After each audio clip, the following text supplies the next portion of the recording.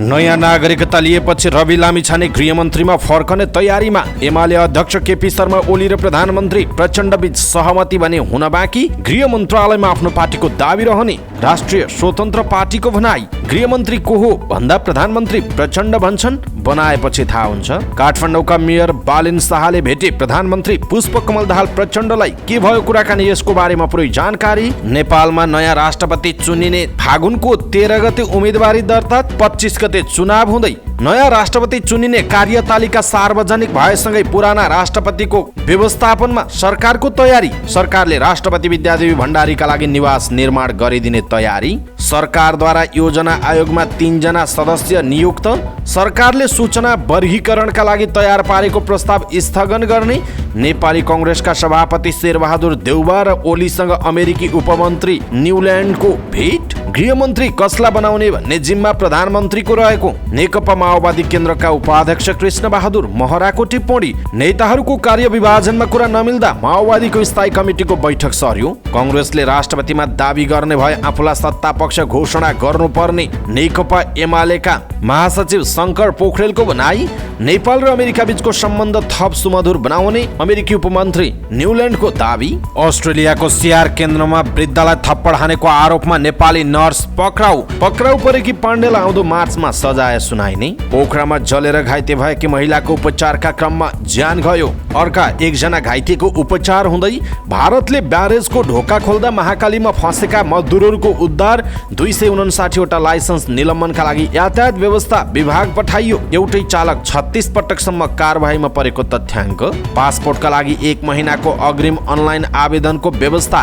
धेरै ठाउँको मौसम धुम्म, मौसमविद भन्छन् पानी पर्ने सम्भावना भने छैन। साउदीको गृह मन्त्रालयबाट भन्दै आउने फेक टेलिफोन कलदेखि सावधान रहन दूतावासको आग्रह। पोखराका मुख्य क्षेत्रमा माघको 23 गतेदेखि पार्किङ बन्द। प्रहरीको हात भाँचेको आरोपमा पक्राउ परेका पोखराका अटो व्यवसायी सौरभ थापा 2800 जरिवाना तिरेर छुटे। भूकम्पको हल्लाले जुम्ला र मुगुका नागरिक रातभर सडकमा हल्ला फैलाउनेको खोजी हुँदै। सेवाग्राहीलाई दुःख दिएको भन्दै वीरगञ्जको मालपोत कार्यालयबाट 8 जना पक्राउ। सिराहामा ब्राउन सुगर सहित 10 जना पक्राउ। शेयर बजार 41 अङ्कले घट्यो। कुन कम्पनीले कमाए, कुन कम्पनीले गुमाए, यसको बारेमा पुरै जानकारी। लेखा परीक्षण नसकी बोनस र लाभांश वितरण अगाडि नबढाउन बीमा संस्थान र बीमा कम्पनीहरूलाई अर्थ मन्त्रालयको निर्देशन। ब्याज दर घटाउ, गरी खान देऊ भन्दै ब्याङ्कको चर्को ब्याज दर विरुद्ध प्रदर्शन। पाकिस्तानमा भएको विस्फोटमा ज्यान गुमाउनेको संख्या 32 पुग्यो। 150 जना घाइते। भारतीय व्यापारी अडानीको सम्पत्ति 5 दिनमै झण्डै 41 अर्ब भारतीय रुपैयाँ घट्यो। भारतसँगको मैत्रीपूर्ण फुटबलका लागि 43 जना महिला खेलाडी बन्द प्रशिक्षणमा। नेपाल क्रिकेट संघ क्यानको बोर्ड बैठक आज पोखरामा बस्दै नेपाल T20 लिग र सन्दीप लामिछानेको निलम्बन फिर्ताको विषयमा कुराकानी हुँदै। र समाचार पार्टी हेल्थ टिप्स अन्तर्गत आज हामी तनाव कसरी कम गर्ने, तनाव कम गर्ने सरल उपायहरू के छन् त यसको विषयमा जानकारी दिनेछौँ। हामीलाई अन्तिमसम्म हेर्नुहोला। दर्शक महानुभाव नमस्कार। समाचारपाटी.com को न्यूज बुलेटिनमा यहाँलाई हार्दिक स्वागत छ। म प्रहलाद चन्द्र घिमिरे। आज मिति विक्रम सम्म 2079 साल माघको 17 गते मंगलबार ईस्वी सन् 2023 जनवरी 31 तारिक। सदाको झैं आज पनि हामी उपस्थित भएका छौँ। आजका महत्त्वपूर्ण समाचार, ब्रेकिङ न्यूज अपडेट लगायत तपाईलाई काम लाग्ने हेर्नै पर्ने महत्त्वपूर्ण खबरहरू लिएर हामीलाई अन्तिमसम्म हेर्नुहोला। हाम्रो मेहनतका लागि यो भिडियोमा एउटा लाइक अवश्य गर्नुहोला। दर्शक महानुभाव, पलफलको न्यूज अपडेटका लागि हाम्रो च्यानललाई तपाईले अहिलेसम्म सब्स्क्राइब गर्नु भएको छैन भने कृपया सब्स्क्राइब गर्नुहोस् अनि नजिकै आउने बेल आइकनलाई क्लिक गर्नुहोला। दैनिक रूपमा हेर्नुहुन्छ भने रेगुलर भनेर लेख्नुहोला। आज पहिलो चोटि हो भने फर्स्ट टाइम भनेर लेखिदिनु होला। देशभित्र हुनुहुन्छ भने आफ्नो रहेको गाउँ ठाउँ सहर जिल्लाको नाम लेख्नुहोला। विदेशमा हुनुहुन्छ भने कुन देशबाट हेरिरहनु भएको छ त्यो कुरा तलको कमेन्ट बक्समा कमेन्ट गर्नुहोला। आउनुहोस् दर्शक महानुभाव, आजका महत्त्वपूर्ण समाचार सुरु गरौँ। रवि लामिछाने फेरि गृहमन्त्रीमा फर्कने तयारीमा लागेको प्रसङ्गबाट। सर्वोच्च अदालतको आदेश अनुसार नयाँ नागरिकता लिनुभएका राष्ट्रिय स्वतन्त्र पार्टीका सभापति रवि लामिछानेले फेरि उपप्रधानमन्त्री तथा गृहमन्त्रीको जिम्मेवारीमा फर्कने पहल थाल्नु भएको छ। नागरिकता लिएर पार्टी सभापतिको जिम्मेवारीमा फर्किए लगत्तै राष्ट्रिय स्वतन्त्र पार्टीले लामिछानेलाई फेरि सरकारको पुरानै जिम्मेवारीमा फर्काउनु पर्ने निर्णय गरेको छ।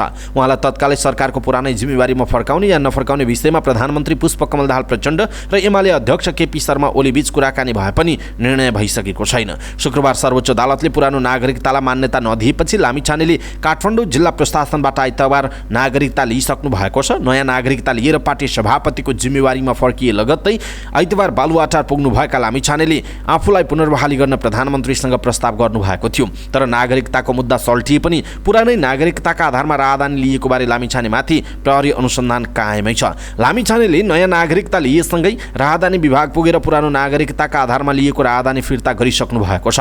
राहदानीको विवाद सुल्झिएपछि मात्रै पुरानो जिम्मेवारीमा फर्कन दबाब भए पनि लामिछानेले तत्कालै उपप्रधान र गृहमन्त्रीको जिम्मेवारीमा फर्कने तयारीमा हुनुहुन्छ। लामिछानेले नागरिकताको मुद्दा मिलेको र केही दिनमै राहदानीको विषय पनि सल्टाउने विश्वास दिलाउन खोज्नु भएको छ। यसबारे ओली र प्रचण्डबीच थप छलफल भएपछि मात्रै निर्णय हुनेछ। अदालतको आदेशपछि नयाँ नागरिकता लिएका लामिछाने गैर सांसदको रूपमा 6 महिना मन्त्री बनेर फेरि चितवन क्षेत्र नम्बर 2 बाट उपचुनाव जितेर आउने योजनामा हुनुहुन्छ। उपचुनाव कहिले हुन्छ भन्ने चाहिँ यकिन भइसकेको छैन। दर्शक महानुभाव, रवि लामिछाने फेरि गृहमन्त्री बन्ने योजनामा हुनुहुन्छ। यसप्रति तपाईँको धारणा के छ? आफ्नो धारणा तलको कमेन्ट बक्समा कमेन्ट गर्नुहोला। राष्ट्रिय स्वतन्त्र पार्टी राष्ट्रपाले पार्टीले गृह मन्त्रालयमा दाबी राख्ने जनाएको छ। पार्टीको बैठकले गृहमा दाबी यथावत राख्ने निष्कर्ष निकालेको पार्टीका प्रवक्ता मुकुल ढकालले जानकारी दिनुभयो। समस्या समाधान गरिसकेको अवस्थामा हाम्रो जिम्मेवारीमा पाएको गृह मन्त्रालयको बारेमा निर्णय गर्ने अधिकार पनि हाम्रो पार्टीलाई छ। गृह मन्त्रालय हामीले स्वतः पाउने कुरा हो, उहाँको भनाइ छ। यसैबीच रवि लामिछाने राष्ट्रिय स्वतन्त्र पार्टीको सभापतिमा पुनः चयन हुनुभएको छ भने उहाँले फेरि 6 महिना गैर सांसदको रूपमा गृह मन्त्रालयमा जाने तयारी गरिरहनु भएको छ। राष्ट्रिय स्वतन्त्र पार्टीका सभापति रवि लामिछानेले गृहमन्त्रीमा फर्कने रुचि देखाउनुभयो। नागरिकता लिए लगतै पार्टी सभापति बन्नुभएका उहाँले प्रधानमन्त्री पुष्पकमल दाहाल प्रचण्डलाई समेत भेट्नुभयो। यद्यपि प्रधानमन्त्री प्रचण्डले कुनै निर्णय गर्नुभएको छैन। पार्टी पदाधिकारी बैठकमा पनि यसबारे खासै छलफल नभएको माओवादीका एक नेताले बताएका छन्। बैठकपछि बाहिरिने क्रममा सञ्चारकर्मीहरूले माओवादी केन्द्रका अध्यक्ष समेत रहनुभएका प्रधानमन्त्री प्रचण्डलाई गृहमन्त्रीबारे प्रश्न गरेका थिए। गृहमन्त्री कसलाई बनाउनुहुन्छ भन्ने प्रश्नमा प्रधानमन्त्री प्रचण्डले भन्नुभयो, बनाएपछि थाहा हुन्छ, उहाँको भनाइरहेको छ। प्रधानमन्त्री पुष्पकमल दाहाल प्रचण्डलाई काठमाडौँ महानगरपालिकाका मेयर बालेन शाहले भेट्नु भएको छ। मेयर बालेन शाहले प्रधानमन्त्री निवास बालुवाटार पुगेर प्रचण्डलाई भेट्नु भएको हो। पछिल्लो समय मेयर शाह विरुद्धको जनमत बढ्न थालेको छ। आइतबार मात्रै काठमाडौँमा उहाँ विरुद्ध आन्दोलन भएको थियो। गरिबको उठिवास लगाउन खोजेको, सम्पदा मास्न खोजेको आरोप बालेनमाथि छ। महानगरपालिकाले मनपरे रूपमा डोजर चलाउन थालेपछि विरोध हुन थालेको हो। केही ठाउँमा काम रोकिन थालेपछि बालेनले गृहमन्त्री भइसकेपछि पनि रवि लामिछानेसँग पनि सहयोग माग्नु भएको थियो। दर्शक महानुभाव, बालेन विरुद्ध भएको विरोधलाई तपाईँ के भन्नुहुन्छ? अनि मेयर बालेन शाहको पछिल्लो गतिविधि, उहाँले गरेका कामहरूको विषयमा तपाईँको धारणा के छ? आफ्नो धारणा तलको कमेन्ट बक्समा कमेन्ट गरिदिनुहोला। निर्वाचन आयोगले राष्ट्रपति र उपराष्ट्रपतिको चुनावको कार्यतालिका सार्वजनिक गरेको छ। आयोगको निर्णय अनुसार फागुनको 25 गते बिहीबार राष्ट्रपतिको चुनाव र चैतको 3 गते शुक्रबार उपराष्ट्रपतिको चुनाव गर्ने गरी मिति तोकिएको छ। दुवै पदका लागि तोकिएको दिन नयाँ बानेश्वरमा रहेको अन्तर्राष्ट्रिय सम्मेलन केन्द्र मतदान केन्द्रमा बिहान 10 बजेदेखि दिउँसो 3 बजेसम्म मतदान हुने आयोगका प्रवक्ता शालिग्राम शर्मा पौडेलले जारी गर्नुभएको विज्ञप्तिमा उल्लेख छ। दुवै पदका लागि सङ्घीय संसद र प्रदेश सभाका सदस्य मतदाता रहनेछन्। विद्यमान कानुनी प्रावधानका कारण आयोगले प्रदेशगत आधारमा मतदान केन्द्र नसकिएको जनाएको छ। स्वीकृत निर्वाचन कार्यक्रम अनुसार राष्ट्रपतिको चुनावका लागि फागुन 10 गते बिहान 10 बजेदेखि 11 बजेसम्म मतदाता नामावली प्रकाशन गरिनेछ। साथै फागुनको 13 गते बिहान 10 बजेदेखि दिउँसो 3 बजेसम्म निर्वाचन अधिकृतको कार्यालयमा उम्मेदवारको मनोनयन पत्र दर्ता गरिनेछ। उपराष्ट्रपतिको चुनावका लागि फागुनको 27 गते बिहान 9 बजेदेखि दिउँसो 2 बजेसम्म उम्मेदवारको मनोनयन पत्र दर्ता गर्ने लगायतका कार्यक्रम तय गरिएको छ। नेपालको संविधानको धारा 63 को उपधारा 1 र धारा 69 बमोजिम राष्ट्रपति र उपराष्ट्रपतिको पदावधि निर्वाचित भएको मितिले 5 वर्ष हुने संवैधानिक व्यवस्था छ। 2074 साल फागुन 29 मा भएको राष्ट्रपतिको चुनावमा निर्वाचित हुनुभएका वर्तमान राष्ट्रपतिको पदावधि 2079 साल फागुन 28 गते समाप्त हुने भएको र 2074 साल चैत 4 गते निर्विरोध निर्वाचित हुनुभएका वर्तमान उपराष्ट्रपतिको पदावधि 2079 चैत 3 गते समाप्त हुने भएकाले त्यस अघि नै चुनाव सम्पन्न गर्ने गरी मिति तोकिएको हो। राष्ट्रपति तथा उपराष्ट्रपतिको निर्वाचन सम्बन्धी ऐन 2074 को दफा 4 र 5 बमोजिम आयोगले राष्ट्रपति तथा उपराष्ट्रपतिको चुनावको मिति घोषणा गरी त्यसको जानकारी सरकारलाई दिनुपर्नेछ। साथै त्यस सम्बन्धी सूचना राष्ट्रपति तथा उपराष्ट्रपतिको निर्वाचन सम्बन्धी ऐन 2074 को दफा 4 तथा दफा 5 को उपदफा 3 बमोजिम नेपाल राजपत्रमा प्रकाशन गर्नुपर्ने भएकाले त्यसका लागि सरकारका मुख्य सचिव मार्फत नेपाल सरकारको मन्त्री परिषदलाई आयोगले लेखी पठाउने जनाइएको छ। सरकारले राष्ट्रपति विद्यादेवी भण्डारीका लागि निवास निर्माण गरिदिने तयारी गरेको छ। प्रधानमन्त्री तथा मन्त्री परिषद कार्यालयबाट भण्डारीको अवकाशपछि प्रयोग हुने गरी निवास निर्माण सम्बन्धी योजना अगाडि बढाएको हो। राष्ट्रपतिज्यूको अवकाशपछि उहाँको सहज बसोबासका लागि राज्यकै तर्फबाट निवास बनाइदिने प्रस्ताव आएको छ। प्रधानमन्त्री तथा मन्त्री परिषद कार्यालय स्रोतले भनेको छ यो प्रस्ताव छिट्टै मन्त्री परिषद बैठकमा पेश भएर निर्णय भए आश्चर्य हुने छैन उहाँको भनाइ छ। सरकारले सरकारी जग्गामा भवन बनाएर राष्ट्रपति भण्डारीलाई अवकाशपछि व्यवस्थापन गर्न लागेको भने होइन। अहिले राष्ट्रपतिको परिवारका सदस्यको नाममा काठमाडौँ उपत्यकाभित्र रहेको जग्गामा नै सरकारले निवास निर्माण गरिदिने गरी प्रस्ताव आएको हो। अवकाश पाएपछि उहाँको सम्मान र सुरक्षाको दृष्टिकोणले समेत सुरक्षाकर्मीको टुकडी उहाँको निवासमा बस्नुपर्ने हुन्छ। अहिलेको उहाँको निजी घर निकै साँघुरो भएकाले उनीहरूलाई व्यवस्थापन गर्न सम्भव हुने देखिएन। शीतल निवासको सन्देशलाई उद्धृत गर्दै प्रधानमन्त्री कार्यालय स्रोतले भनेको छ त्यसैले उहाँको नाममा रहेको जग्गामा सुरक्षाकर्मीको टोली समेत व्यवस्थापन हुने गरी निवास सुरक्षाकर्मीहरूको क्वार्टर र पहरा दिने संरचना निर्माण गरिदिन प्रस्ताव आएको जनाइएको छ। शीतल निवासबाट अनौपचारिक रूपमा आएको प्रस्तावलाई प्रधानमन्त्री कार्यालयमै टाइप गरेर नोट जस्तो बनाइएको छ। राष्ट्रपतिज्यूको अवकाशपछिको सुरक्षा र व्यवस्थापनका लागि भन्दै मौखिक र अनौपचारिक रूपमा पटक पटक यसबारे निर्णय गरिदिनु भन्ने प्रस्ताव आएको स्रोतले बताएको छ। सरकारले अवकाश प्राप्त विशिष्ट व्यक्ति तथा पूर्व पदाधिकारीहरूको सेवा सुविधा सम्बन्धी छुट्टै कानुनी व्यवस्था गर्न सकेको छैन। अहिलेसम्म पूर्व विशिष्ट पदाधिकारीहरूको सुविधाका बारेमा भएका निर्णयहरू कार्यकारी मन्त्री परिषदको निर्णयबाट भएका प्रकृतिका छन्। अवकाश पाएका राष्ट्रपति, उपराष्ट्रपति, सभामुख, पूर्व प्रधान न्यायाधीश, पूर्व प्रधानमन्त्रीहरूले मन्त्री परिषदको निर्णयका आधारमा सुरक्षाकर्मी, घर भाडा, गाडी, इन्धन, सचिवालयका कर्मचारीहरू प्रयोग गर्दै आएका छन्। कतिपय पूर्व पदाधिकारीहरूले निर्णयभन्दा बढी सुविधा समेत लिएका छन्। अहिले पूर्व राष्ट्रपतिले सचिवालयका लागि 2 कर्मचारी पाउँछन्। सुरक्षाका लागि सेनाको 10-12 जनाको टुकडी रहन्छ। बहालवाला राष्ट्रपतिको पारिश्रमिकको आधा हुने गरी भत्ता, पत्रपत्रिका, टेलिफोन, सवारी साधन र इन्धनको सुविधाको व्यवस्था गरिएको छ। एक पूर्व प्रधान न्यायाधीशले पूर्व विशिष्ट पदाधिकारीहरूलाई राज्यको क्षमता अनुसार सुविधा दिनु ठिकै भए पनि उनको निजी सम्पत्तिमा सरकारी खर्चमा संरचना समेत निर्माण गरिदिनुपर्ने प्रस्ताव कुनै पनि दृष्टिकोणले उचित नभएको प्रतिक्रिया दिनुभयो। हिजो सरकारले किशुनजी पूर्व प्रधानमन्त्री कृष्णप्रसाद भट्टराईका लागि बाढे गाउँमा आश्रय नै बनाइदियो। उहाँले भोगचलन गर्नुभयो, जानुभयो। ती पूर्व प्रधान न्यायाधीशले भनेका छन् अहिले पनि सरकारले पूर्व विशिष्ट पदाधिकारीहरूका लागि आजीवन सुविधा दिन सक्ला, तर निजी जग्गामै भवन बनाइदिनुपर्ने प्रस्ताव दुर्भाग्यपूर्ण हो। यसले मुलुकमा थिति बस्दैन उहाँको भनाइ छ। राष्ट्रपति कार्यालयका प्रेस विज्ञ टिका ढकालले राष्ट्रपति भण्डारीको अवकाशपछिको विषयमा कुनै तयारी नभएको प्रतिक्रिया दिनुभएको छ। दर्शक महानुभाव, प्रधानमन्त्री कार्यालयमा तयार छ राष्ट्रपतिलाई अवकाशपछि घर बनाइदिने प्रस्ताव भनेर अनलाइन खबरमा यो समाचार रहेको छ र अनलाइन खबरले लेखेको यो समाचार समय सान्दर्भिक लागेर, किनकि हामीले अब नयाँ राष्ट्रपतिको निर्वाचन कार्यतालिका सार्वजनिक भएको छ र यसरी नै हरेक पटक 5-5 वर्षमा नयाँ नयाँ राष्ट्रपतिहरू आउँदै जाने र पुराना राष्ट्रपतिहरूलाई उनीहरूकै जग्गामा घर बनाइदिँदै जाने, उनीहरूका संरचनाहरू बनाइदिँदै जाने। यो खालको प्रस्तावले कस्तो खालको संरचना बन्ला अथवा कस्तो खालको थिति बस्ला, यसप्रति तपाईलाई के लाग्छ? आफ्नो कुरा तलको कमेन्ट बक्समा कमेन्ट गर्नुहोला। सरकारले राष्ट्रिय योजना आयोगमा 3 जना सदस्य नियुक्त गरेको छ। सिंहदरबारमा बसेको मन्त्री परिषदको बैठकले सुशील गेवाली, अन्जान साक्य र कुशेन्द्र शाहीलाई आयोगको सदस्यमा नियुक्त गर्ने निर्णय गरेको हो। यस्तै मन्त्री परिषदको बैठकले परराष्ट्र मन्त्रालय अन्तर्गत नेपाल र बहराइन अधिराज्यमा परराष्ट्र मन्त्रालय बीच द्विपक्षीय परामर्श संयन्त्र स्थापना गर्ने सम्बन्धी समझदारी पत्रमा हस्ताक्षर गर्ने समेत निर्णय गरेको सञ्चार तथा सूचना प्रविधि मन्त्री रेखा शर्माले जानकारी दिनुभएको छ।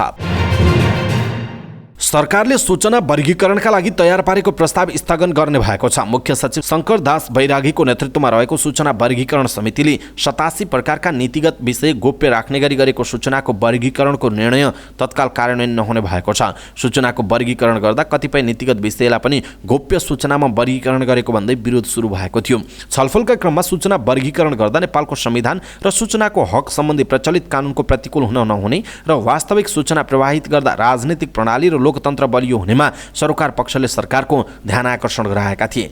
सोमबार सरोकारवालाहरू बीचको छलफलमा मुख्य सचिव बैरागीले यो प्रस्ताव अहिलेका लागि स्थगित भएको बताउनुभयो। यसअघि प्रधानमन्त्री पुष्पकमल दाहाल प्रचण्डले सरोकारवालासँग छलफल गर्दै सूचना लुकाउने विषयमा आफ्नो कहिले पनि सहमति नरहने बताउनु भएको छ।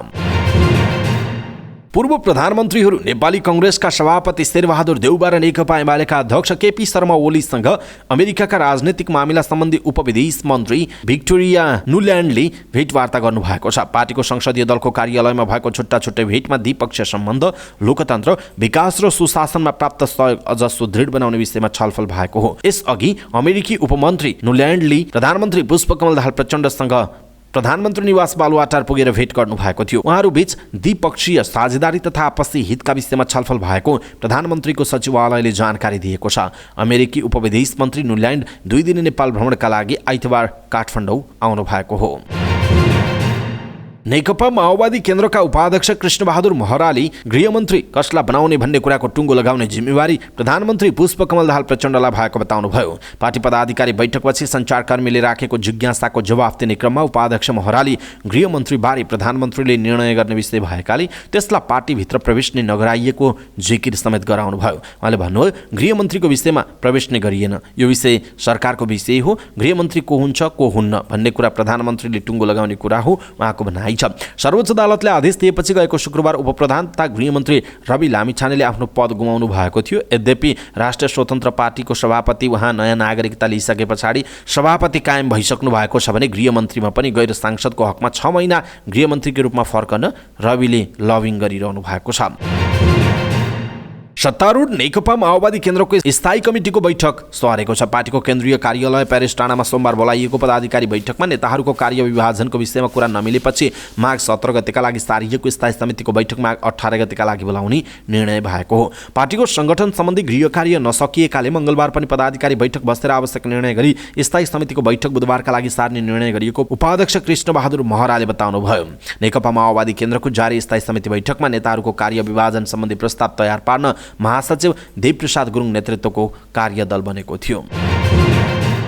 वर्तमान राजनीतिक परिस्थितिमा राष्ट्रपतिको चुनाव पेचिलो बन्दै गएको छ। नेपाली कांग्रेसले बारम्बार राष्ट्रिय सहमतिमा राष्ट्रपति चयन हुनुपर्ने माग अगाडि सारेको छ भने सत्ता पक्षमा पनि सत्ता गठबन्धनबाट राष्ट्रपतिको उम्मेदवार बनाउने वा कांग्रेस सहितलाई समेटेर राष्ट्रिय सहमतिकै आधारमा राष्ट्रपतिको चुनाव हुनुपर्ने धारणा सार्वजनिक भइरहेका छन्। अहिलेसम्म सत्ता गठबन्धन दलभित्र नै कांग्रेसले पुष 26 गते प्रधानमन्त्री पुष्पकमल दाहाल प्रचण्डलाई विश्वासको मत दिएसँगै उसलाई पनि समेटेर अगाडि बढ्नुपर्ने वक्तव्यहरू आइसकेका छन्। यसैबीच राष्ट्रपति को बन्ने भन्ने विषयवस्तुमा नेकपा एमालेका महासचिव शङ्कर पोखरेलले कांग्रेसले राष्ट्रपतिमा दाबी गर्ने भए आफूलाई सत्तापक्ष घोषणा गर्नुपर्ने बताउनु भएको छ। एकातिर प्रतिपक्ष भन्ने र अर्कोतिर सत्ताको हिस्सेदारी खोज्नु अलोकतान्त्रिक भएको उहाँको टिप्पणी छ। सत्तापक्षले आन्तरिक समझदारीमा राष्ट्रपतिको उम्मेदवार उठाउने पनि उहाँको भनाइ छ। उहाँले कांग्रेस वर्तमान सत्ता समीकरणलाई तत्काल विघटित गर्न कुत्सित मनसायका साथ बसेको आरोप पनि लगाउनु भएको छ।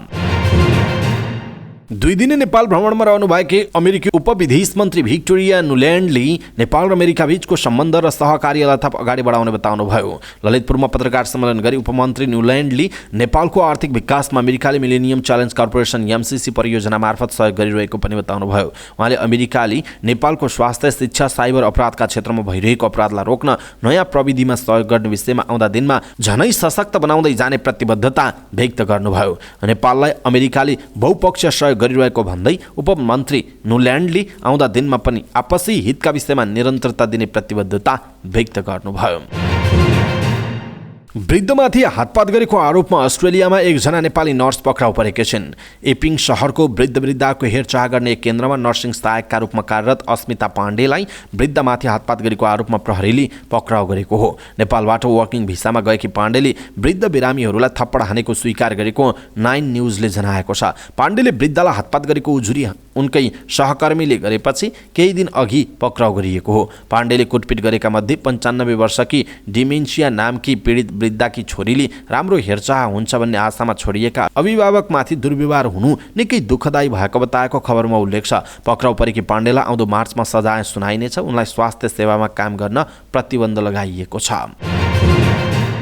पोखरामा जलेर गम्भीर घाइते भएकी सङ्गीता सापकोटाको उपचारका क्रममा ज्यान गएको छ। पोखरा महानगरपालिका 13 गाउँखोलामा आइतबार बिहान एक पुरुष र महिला जल्दै गरेको अवस्थामा स्थानीयवासीले अस्पताल लगेका थिए। सापकोटाको पोखरा स्वास्थ्य विज्ञान प्रतिष्ठानमा उपचारका क्रममा ज्यान गएको प्रहरीले जनाएको छ। घटनामा जलेर घाइते भएका अर्का कृष्णबहादुर छेत्रीको भने उपचार जारी छ।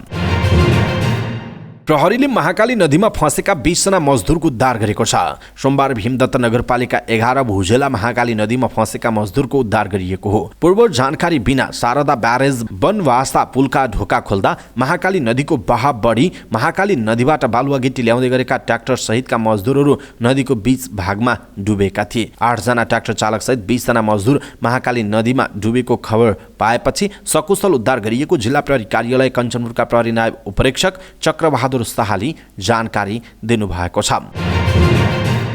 काठमाडौँ उपत्यका ट्राफिक प्रहरी कार्यालयले 5 पटकभन्दा बढी ट्राफिक नियम उल्लङ्घन गर्ने 259 जना सवारी चालकको सवारी चालक अनुमति पत्र लाइसेन्स निलम्बनका लागि यातायात व्यवस्था विभाग पठाएको छ। सवारी तथा यातायात व्यवस्था ऐन 2049 र नियमावली 2054 बमोजिम चालकले पालना गर्नुपर्ने शर्त तथा नियम 5 पटकभन्दा बढी उल्लङ्घन गरेको पाइएकाले त्यही ऐनको परिच्छेद 4 को दफा 60 बमोजिमको कसुरमा लाइसेन्स निलम्बनका लागि यातायात व्यवस्था विभाग पठाइएको कार्यालयका प्रहरी वरिष्ठ उपरीक्षक राजेन्द्र प्रसाद भट्टले जानकारी दिनुभयो। निलम्बनका लागि पठाइएका सवारी चालक अनुमति पत्र मध्ये एक व्यक्ति बढीमा 36 पटकसम्म र कम्तीमा 6 पटकसम्म कारबाहीमा परेका थिए। यसरी 5 पटकभन्दा बढी कारबाहीमा परेका सवारी चालक अनुमति पत्र निलम्बनका लागि यातायात व्यवस्था विभाग मीन भवन पठाइएको हो। ट्राफिक नियम उल्लङ्घन गरिरहने चालकबाट नै धेरैजसो सवारी दुर्घटना हुने गरेकाले सुरक्षित यात्राका लागि नियम पालना गर्न प्रवक्ता भट्टले सबैलाई अनुरोध समेत गर्नुभएको छ।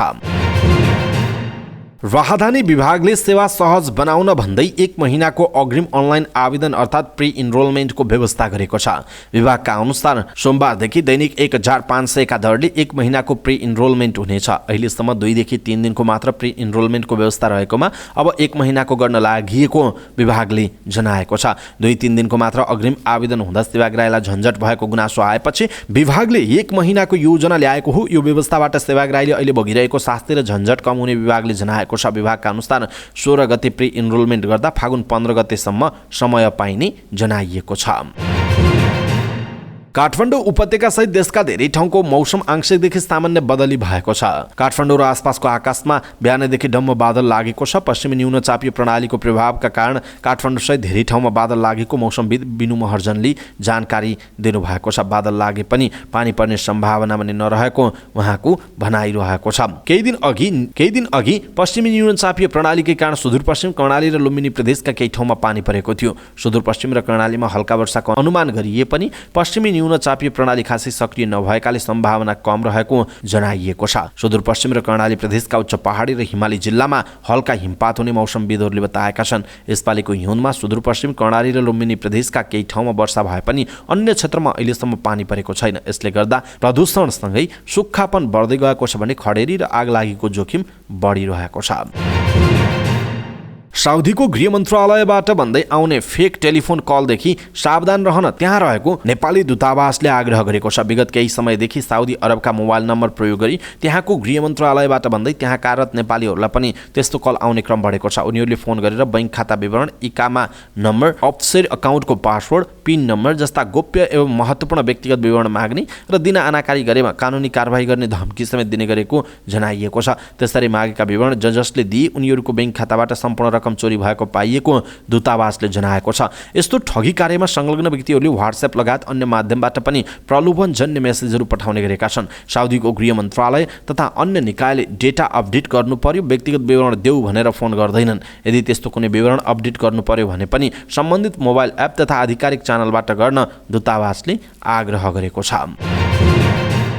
पोखरा महानगरपालिकाको मुख्य शहरी क्षेत्रमा माघको 23 गतेदेखि सडक छेउमा पार्किङ गर्न नपाइने भएको छ। महानगरको यातायात व्यवस्थापन समितिको बैठकले मुख्य शहरी क्षेत्रमा पार्किङ निषेध गर्ने निर्णय गरेको हो। महानगरले एक सूचना जारी गरी पृथ्वी चोक, सभागृह, न्यू रोड, बीपी चोक, चिप्लीढुङ्गा, महेन्द्रपुल, नयाँ बजार, पृथ्वी चोक खण्डमा सडकमा 23 गतेदेखि पार्किङ नगर्न आग्रह गरेको छ। सूचनामा तोकिएका सडक खण्डमा अत्याधिक सवारी चाप हुँदा आवागमनमा समस्या भएको र शहरी सौन्दर्यमा समेत असर गरेको उल्लेख छ। उल्लेखित स्थानको सडक क्षेत्रमा पूर्ण रूपमा पार्किङ निषेध गरिएको हुँदा तोकिएका क्षेत्रहरूमा पार्किङ व्यवस्थापन गर्नु हुन सम्पूर्ण सरोकारवाला निकायमा यो सार्वजनिक सूचना जारी गरिएको छ। सूचनामा भनिएको छ, सूचनाको अवज्ञा गरी निषेधित क्षेत्रमा पार्किङ गरेमा नियमअनुसार हुने बेहोरा समेत अनुरोध गरिन्छ। महानगरले आफ्नो फेसबुक पेजमा राखेको उक्त सूचनामाथि प्रतिक्रिया आइरहेको छ, जसमा सरोकारवालाले विकल्प नदिई जबरजस्ती पार्किङ निषेध गर्न लागेको भन्दै प्रतिक्रिया जनाएका छन्। हुनपरि तोकिएको मुख्य शहरी क्षेत्रका सडकमा महानगरले उचित विकल्प नै नदिई सूचना प्रकाशन गरेको जनाइएको छ। तर तोकिएको भनिएको क्षेत्रबारे महानगर आफै अन्यल छ। महानगरले न्यू रोड र नयाँ बजार क्षेत्रमा केही व्यक्तिगत खाली जग्गा भएको र त्यसैमा पार्किङ गर्ने बताएको छ, तर त्यसबारे सरकारवालालाई जानकारी भने नदिएको उल्लेख गरिएको छ। गाडीले हानेर ड्युटीमा रहेका प्रहरी हवलदारको हात भाँचेको आरोपमा पक्राउ परेका पोखराका अटो व्यवसायी सौरभ थापा 2800 रुपैयाँ जरिवाना तिरेर रिहा भएका छन्। अभद्र मुद्दामा पक्राउ परेका उनलाई जिल्ला प्रशासन कार्यालय कास्कीले 2800 रुपैयाँ जरिवानामा छोड्न आदेश दिएको जिल्ला प्रहरी कार्यालय कास्कीका सूचना अधिकारी सुभाष तिमिल सिन्हाले जानकारी दिए भनेर अनलाइन खबरले यो समाचार लेखेको छ। पोखराको रामबजार भारतीय पेन्सन क्याम्प अघि गत बिहीबार राति 3 बजे थापाले चलाएको गाडीको ठक्करबाट चेकिङमा बसेका हवलदार चित्रबहादुर ओलीको हात भाँचिएको प्रहरीको भनाइ छ। रक्सीले मातेर गाडी चलाएका थापालाई रामबजारमा प्रहरीले रोके पनि उनले स्टन्ट देखाउँदै अगाडि भागेको र फेरि फर्किएर आएर हानेको प्रहरीले जनाएको छ। जुम्ला र मुगुमा भूकम्प आउँछ भनेर हल्ला फैलिएपछि स्थानीय बासिन्दा रातभर जागराम बसे। उनीहरूले घर बाहिर बसेर रात बिताए। जुम्ला सदरमुकामका केही बासिन्दाहरू घर बाहिर निस्किएर आगो तापेर बसे। प्रहरीले भूकम्पको हल्ला फैल्याउनेको खोजी गरिरहेको छ। जुम्लाका प्रमुख जिल्ला अधिकारी मुकेश कुमार केसरीले भूकम्प आउँदैछ भनेर हल्ला फैल्याउँदा स्थानीय बासिन्दाले दुःख पाएको बताउनुभयो। उहाँले यस्तो भ्रामक हल्ला फैलाउनेलाई कारबाही हुने बताउनुभयो। त्यस्तै भूकम्प आउने पूर्व अनुमान पहिला नै गर्न नसकिने हुँदा यस्ता हल्लाको पछाडि नलाग्न पनि उहाँले आग्रह गर्नुभयो। वीरगञ्जको मालपोत कार्यालय परिसरबाट 8 जना पक्राउ परेका छन्। सेवाग्राहीलाई विभिन्न बहानामा दुःख दिएको भन्दै प्रहरीले दीपक कुमार पटेल, सन्तोष कुमार राउत, राजकुमार शाह, सुशील कुमार शाह, शुभनारायण महतो कोइरी, धर्मेन्द्र कुमार सहनी, सञ्जय चौहान र हरिओम गुप्तालाई पक्राउ गरेको जनाइएको छ। उनीहरूले सेवाग्राहीलाई काम छिटो गराइदिन्छु भनेर पैसा मागेको गुनासो आएपछि पक्राउ गरिएको जिल्ला प्रहरी कार्यालय पर्साले जनाएको छ। सिराहामा ब्राउन सुगर सहित 10 जना पक्राउ परेका छन्। नवराजपुर गाउँपालिका वडा नम्बर 2 मझौरा टोलमा रहेको ओमप्रकाश यादवले आफ्नो घरबाट अवैध लागु औषध बेचबिखन गरिरहेको सूचनाका आधारमा खटिएको प्रहरीले उनीहरूलाई पक्राउ गरेको हो। पक्राउ पर्नेमा नवराजपुर गाउँपालिका 2 का ओमप्रकाश यादव, अमित कुमार यादव, देवराम कुमार यादव, लाहान नगरपालिका 12 का मदन कुमार चौधरी र नरसिंह चौधरी रहेका छन्। त्यस्तै लाहान नगरपालिका 5 का इरफान हुसैन, लाहान 1 का कृष्णा पासवान, सप्तरीको शम्भुनाथ नगरपालिका 12 का रमेश पासवान र सुरेश कुमार पासवानलाई पनि प्रहरीले पक्राउ गरेको छ। उनीहरूको साथबाट ब्राउन सुगर 28 ग्राम, लागु औषध तौलने डिजिटल मेसिन 1 थान, मोबाइल 8 थान, मोटरसाइकल 4 थान र नगद 4885 रुपैयाँ बरामद गरेको प्रहरी निरीक्षक प्रदीप पौडेलले जानकारी दिनुभयो। शेयर बजार सोमबार उच्च अङ्कले घटेको छ। शेयर बजार परिसूचक नेप्से सोमबार 41.01 अङ्कले घटेर 2127.52 बिन्दुमा झरेको छ। सोमबार सबै समूहको शेयर घटेर बजार रातम्य हुँदा बिमा, होटल तथा पर्यटन, विकास बैंक र माइक्रो फाइनान्स समूहको शेयर उच्च अङ्कले घटेको छ। बजार घटे पनि कारोबार रकम भने आइतबारको तुलनामा केही बढेको छ। सोमबार 256 वटा कम्पनीका 88,36,000 किता शेयर 3 अर्ब 30 करोड 22 लाख रुपैयाँमा कारोबार भएको छ। सबैभन्दा धेरै सूर्यज्योति लाइफ इन्सुरेन्स कम्पनीको 17 करोड 65 लाख रुपैयाँको शेयर किनबेच भएको छ। आइतबार 3 अर्ब 1 करोड 70 लाख रुपैयाँको कारोबार भएको थियो। सोमबार युनाइटेड मर्दी जलविद्युत कम्पनीको शेयर 7% भन्दा धेरैले घटेको छ। समग्रमा बजार घटे पनि लुम्बिनी ग्रिन इन्सुरेन्स र आदर्श लघुवित्त वित्तीय संस्थाको शेयर 10% ले बढेर सकारात्मक सर्किट लागेको जनाइएको छ। अर्थ मन्त्रालयले 3 महिनाभित्र लेखा परीक्षण सम्पन्न गर्न राष्ट्रिय बीमा संस्थान र राष्ट्रिय बीमा कम्पनी लिमिटेडलाई निर्देशन दिएको छ। मन्त्रालयमा बसेको बैठकमा उपप्रधान तथा अर्थमन्त्री विष्णु प्रसाद पौडेलले लेखा परीक्षण हुन नसक्नु चिन्ताको विषय भएको बताउँदै आजको मितिदेखि सुरु भई 2080 वैशाख 16 गतेसम्म लेखा परीक्षण सम्पन्न गर्न निर्देशन दिनुभयो। राष्ट्रिय बीमा संस्थान र राष्ट्रिय बीमा कम्पनी लिमिटेडको आर्थिक वर्ष 2073-74 देखि लेखा परीक्षण हुन बाँकी छ। अर्थमन्त्री पौडेलले लेखा परीक्षण सम्पन्न नहुँदासम्म बोनस र लाभांश वितरणलाई अगाडि नबढाउन पनि निर्देशन दिनुभयो।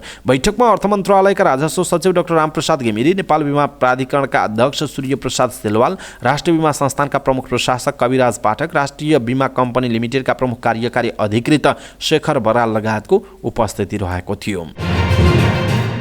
नेपाल राष्ट्रिय व्यवसायी महासंघले बैंकको चर्को ब्याज दर विरुद्ध प्रदर्शन गरेको छ। काठमाडौँको माइतीघर मण्डलामा महासंघले बैंकको चर्को ब्याज दर र आतंक गरेको भन्दै सरकार विरुद्ध प्रदर्शन गरेको हो। विरोध प्रदर्शनमा नेपाल राष्ट्रिय व्यवसायी महासंघ, नयाँ मानेश्वर व्यापार व्यवसाय संघ, ललितपुर तयारी पोसाक व्यवसायी संघ, नेपाल कम्प्लेक्स व्यापार संघ लगायतले माइतीघरमा ब्यानर र प्लेकार्ड सहित प्रदर्शन गरेका हुन्। व्यवसायप्रति सरकारले विविधकारी नीति लिएको, बैंक तथा वित्तीय संस्थाले आतंक फैलाउँदा पीडित भएकाले सडकमा प्रदर्शन गर्न बाध्य भएको व्यवसायीहरूले गुनासो गरेका छन्। महासङ्घका अध्यक्ष कुमार कार्कीले बैंकले व्यवसायलाई 35 दिने सूचना दिएर घर लिलामी गर्न थालेकाले लिलामी रोक्न माग गर्दै सडक आन्दोलन गरिएको बताउनुभयो। उहाँले 2 वर्ष अगाडि 8% रहेको बैंकको ब्याजदर 15% सम्म पुर्याएकाले व्यवसाय मर्कामा परेको बताउनुभयो। अर्थपूर्ण चुनौतीपूर्ण अवस्थामा पुगेका बेला बैंकले उद्योगी व्यवसायलाई अपमान गरेको उहाँको भनाइरहेको छ।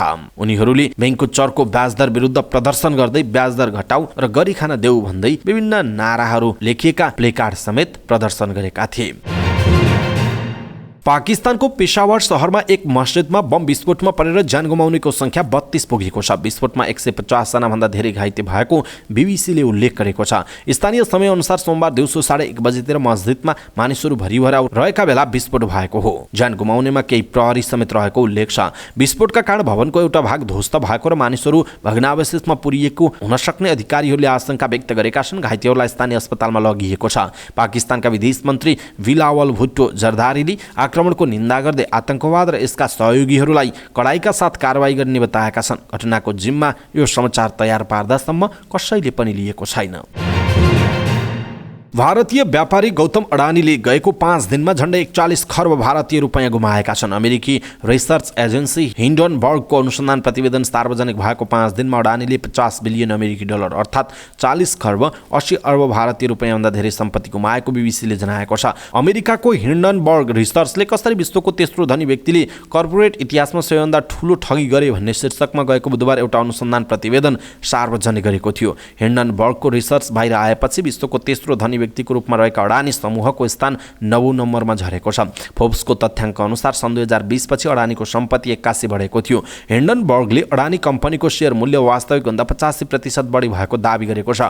अडानी ग्रुप आफैले शेयर मूल्य बढाएको हिन्डनबर्गको आरोप रहेको छ। यसैबीच अडानी समूहले हिन्डनबर्गको रिपोर्टलाई योजना बनाएर आफूहरूको छविलाई बिगार्ने काम भएको प्रतिक्रिया दिएको छ। 413 पेजको रिपोर्टमा जवाफ दिँदै अडानी समूहले भारतमाथि आक्रमण भएको जनाएको छ। यसको जवाफमा हिन्डनबर्गले राष्ट्रवादको सहारा धोकामाथि पर्दा हाल्न नसकिने जनाएको छ। हिन्डनबर्गले आफ्नो रिपोर्ट 100% सत्य रहेको र कानुनी रूपमा रक्षा गर्न समेत तयार रहेको बताएको बीबीसीले उल्लेख गरेको छ। हिन्डनबर्गको प्रतिवेदन आएपछि अडानी समूह अन्तर्गतका कम्पनीमा मात्र नभएर भारतको बीमा तथा बैंकको शेयर मूल्य समेत घटिरहेको छ।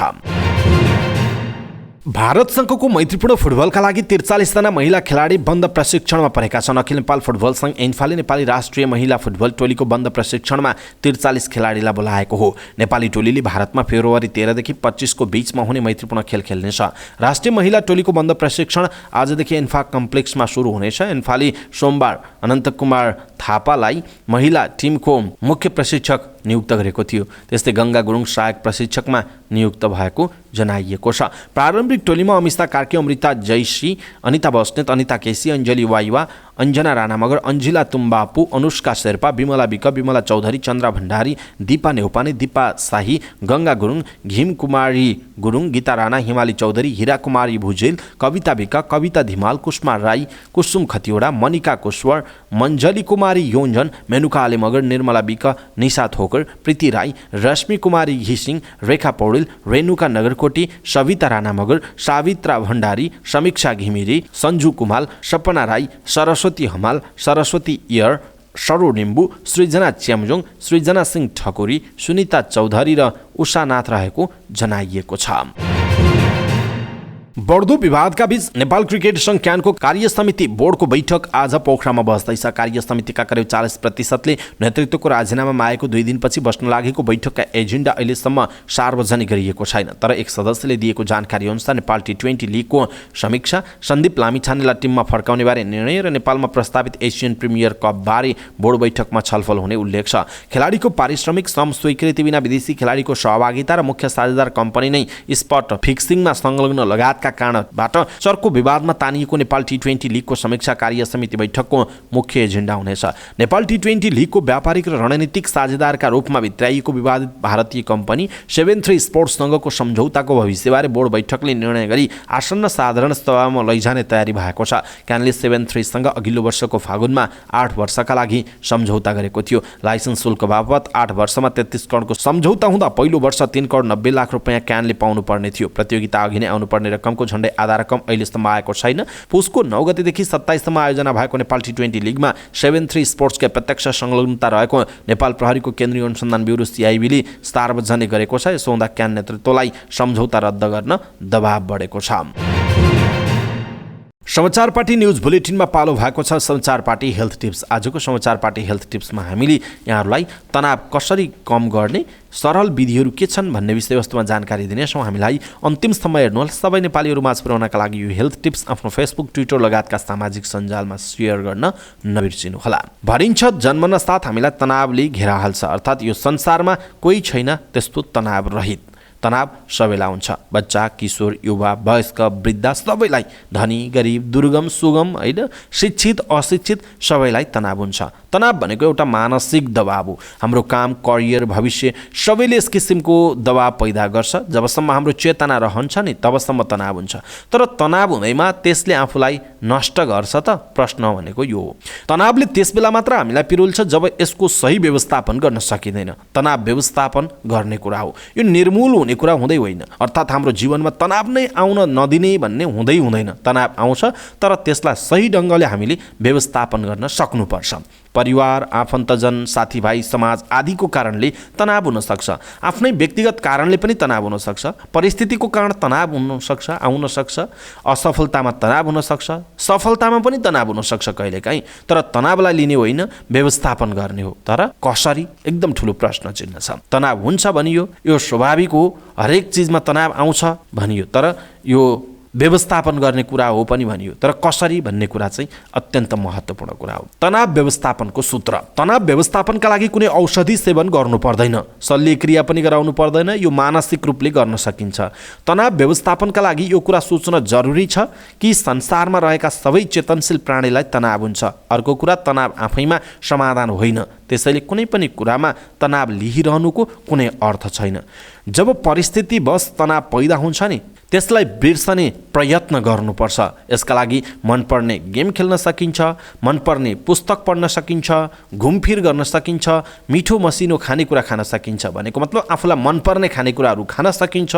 यावत क्रिया यसकारण गर्नुपर्छ कि मन अन्तैतिर मडियोस्। त्यो अहिले तपाईँलाई भनिएको थियो नि तनाव, त्यसलाई बिर्सन सकियोस्। किनभने तनाव भनेको मनले लिने कुरा हो। मनलाई नै अन्त मोडिदिए पछाडि तनाव कसरी हुन्छ त? होइन त? त्यसबाहेक केही त्यस्ता शारीरिक क्रियाहरू छन् भनेको शारीरिक क्रियाकलाप जसले तनावलाई व्यवस्थापन गर्न सहयोग गर्छ। जस्तो लामो लामो सास लिने। हरेक व्यक्तिको अलग अलग स्ट्रेस पोइन्ट हुन्छ, अर्थात् तनावको अवस्थामा रहेका व्यक्ति शरीरका विभिन्न हिस्सामा दुखाइको अनुभव गर्छन्, विशेषतः टाउको, पेट, छाती वा खुट्टामा।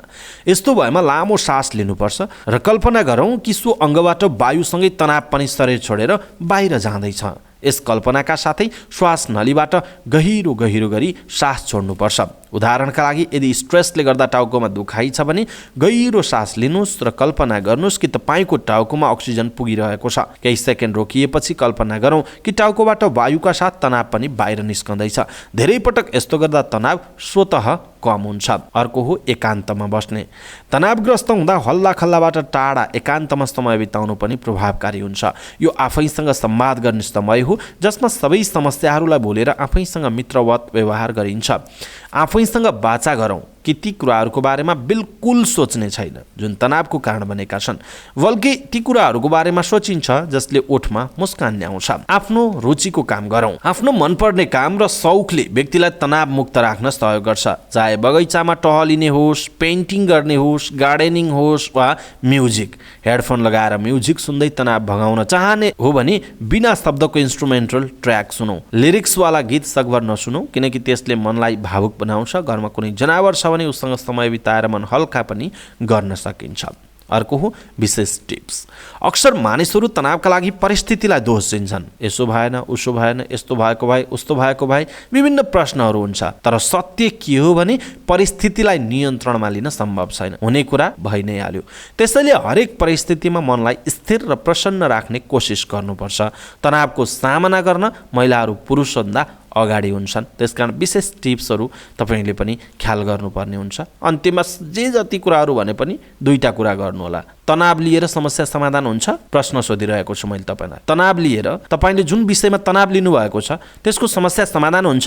हुन्छ भने किन चिन्ता लिनुहुन्छ? अनि तपाईँले तनाव लिँदैमा तपाईँको समस्याको समाधान हुँदैन, अनि हुँदैन भने फेरि त्यो तनाव लिएर के काम? त्यसकारण जे हुन्छ नि, अघि नै हामीले परिस्थितिजन्य कुरा गऱ्यौँ नि, परिस्थितिहरू आफै निर्माण भएर आउँछन्। हामीले तनाव लिँदैमा त्यो समस्या समाधान हुने पनि होइन, हामीले तनाव लिएकै कारण समस्या अटोमेटिकली समाधान भएर जाने पनि होइन। त्यसलाई त हामीले आफ्नो व्यवहार त परिवर्तन गर्नुपर्छ, धेरै सङ्घर्षहरू गर्नुपर्छ। र विचार गर्नुहोस्, तनाव यो संसारमा तपाईँ एकजना मात्र व्यक्तिलाई होइन, त्यसकारण किन चिन्ता लिनुहुन्छ? तनाव त तपाईँले अगाडि जसलाई हेर्नुहुन्छ उसैलाई छ। सानो बच्चा हेर्नुहोस् त, दुध खान नपाएर कति रोइरहेको छ, हात चुसिरहेको छ, वरिपरि रहेको कपडा तानिरहेको छ। अलिअलि हिँड्ने बच्चाहरू खेलाउने कुराहरूमा कति तनाव लिएर उनीहरू सङ्घर्ष गरिरहेका हुन्छन्। अलिकति युवा अवस्थाका साथीहरूलाई हेर्नुहोस्, हरेक उमेर समूहका मैले जो जति भने तपाईँको वरिपरि अझै कोही हेर्दै हुनुहुन्छ होला, अहिले व्यापार गर्नुभएका व्यक्तिहरू होला, कसैले हामीलाई सुन्दै अरू कामहरू गरिरहनु भएको होला। अहिले पनि तपाईँलाई तनावै होला, 9 बजे अफिस जानुपर्ने छ, अथवा कुनै काम गर्दै हुनुहुन्छ, अथवा तपाईँको पसलमा मानिसहरू आएका छैनन्, बुहनी कसो होला, आजको व्यापार कस्तो होला। हरेक व्यक्तिकै जो जति हामी कुराकानी गर्छौँ त्यो पनि होला। हामीलाई पनि लाग्छ आजको समाचार कतिजनाले हेर्नुहुन्छ, कति जति भ्युज होला, हिजोको भन्दा थोरै हुन्छ कि धेरै हुन्छ कि, हरेकलाई तनाव हुन्छ कि। तर तनाव लिएर अनावश्यक मानसिक स्वास्थ्यमा गम्भीर असर पार्नु हुँदैन। It's okay, छोडिदिनुहोस्। बिन्दास खालका अघि मैले जुन जुन टिप्स भने त्यो लिनुहोस् र तनावलाई कम गर्नुहोस्। कस्तो लाग्यो आज मैले भनेको यो हेल्थ टिप्स? मलाई लाग्छ धेरै व्यक्ति, अघि नै पनि भने नि, हरेक व्यक्तिलाई तनाव छ। त्यसकारण मैले भनेको कुराले केही हदसम्म 100% नहोला तर 10% भयो भने पनि कम हुन्छ होइन, उहाँहरूले बुझ्न सक्नुहुन्छ। र आज नै यो हेल्थ टिप्स तनावकै विषयमा किन मैले यो विषय रोजेँ भने, अस्ति भर्खर काठमाडौँमा एकजनाले आगो लगाएर आत्मदाह गर्नुभयो, पोखरामा 2 जनाले गर्नुभयो, त्यही दिन पोखरामा एकजनाले तपाईँको चाहिँ झुन्डिएर आत्महत्या गर्नुभयो। त्यस्तै गरी बुटबलमा एकजना श्रीमानले छोराछोरी एउटा बच्चा बोकिरहेको आमालाई आगो लगाउनु भयो। हरेक खालका विषयहरू आइरहेका छन् जुन कुरा तनाव व्यवस्थापन नभएकै कारण हो, मानसिक स्वास्थ्यमा समस्या आएकै कारण हो। त्यसकारण देशभित्र हुनुभएका, विदेशमा हुनुभएका हरेक व्यक्तिहरूलाई कुनै न कुनै खालको समस्या हुनसक्छ, तनाव हुनसक्छ। त्यसकारण तपाईँले जो जतिले हेर्नु भएको छ, कृपया तपाईँले चाहिँ यो भिडियो आफ्नो फेसबुकमा लगेर तपाईँले सेयर गर्नुभयो भने कृपया तपाईँको साथीभाइ, इष्टमित्र, आफन्तजनले हेर्न पाउनुहुनेछ र उहाँहरूलाई पनि तनाव कम गर्न मद्दत हुनसक्छ। त्यसकारण यो भिडियोलाई सक्दो सेयर गरिदिनु होला, यो अनुरोध गर्छु। र कस्तो लाग्यो हाम्रो यो अभियान? हरेक समाचारको अन्त्यमा हेल्थ टिप्स दिने हाम्रो अभियान कस्तो छ त्यो कुरा पनि तलको कमेन्ट बक्समा कमेन्ट गरिदिनु होला। अवस्था दर्शक महानुभाव, आजका महत्त्वपूर्ण समाचार, ब्रेकिङ न्युज अपडेट लगायत तपाईँलाई काम लाग्ने, हेर्नै पर्ने महत्त्वपूर्ण खबरहरू यति नै। हामीले प्रस्तुत गरेका यी समाचारहरूप्रति तपाईँको धारणा के छ? आफ्नो धारणा तलको कमेन्ट बक्समा कमेन्ट गर्नुहोला। हाम्रो मेहनतका लागि यो भिडियोमा एउटा सानो लाइक अवश्य गर्नुहोला। दर्शक महानुभाव, पलपलको न्युज अपडेटका लागि हाम्रो च्यानललाई तपाईँले अहिलेसम्म सब्सक्राइब गर्नुभएको छैन भने कृपया सब्सक्राइब गर्नुहोस् अनि नजिकै आउने बेल आइकनलाई क्लिक गर्नुहोला। पलपलको न्युज अपडेटका साथ फेरि हाम्रो भेट हुनेछ। तपाईँ समाचार पार्टी हेर्दै गर्नुहोस्। नमस्कार।